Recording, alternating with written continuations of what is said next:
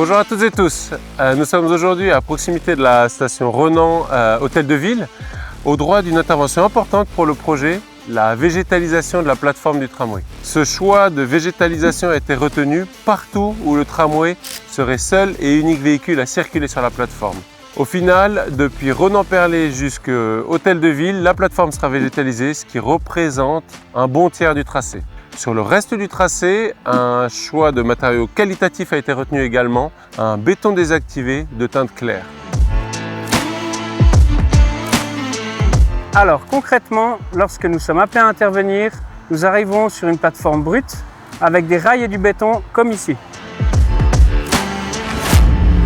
Afin d'obtenir une surface végétalisée, nous devons tout d'abord mettre en œuvre différentes couches de matériaux sur l'ensemble des voies.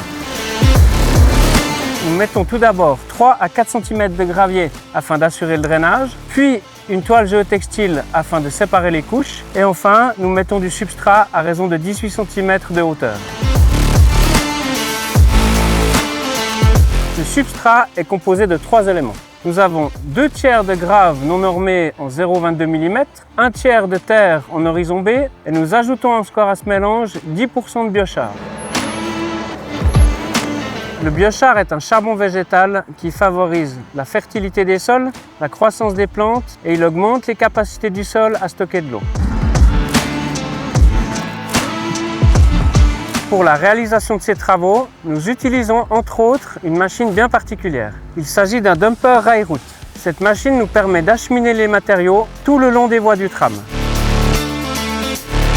Sur ce substrat, nous allons semer dans quelques jours 5 types de repins différents. Il s'agit d'une plante grasse qui demande très peu d'entretien et très peu d'eau. C'est d'ailleurs le même type de revêtement qu'il y a sur le garage atelier du tram.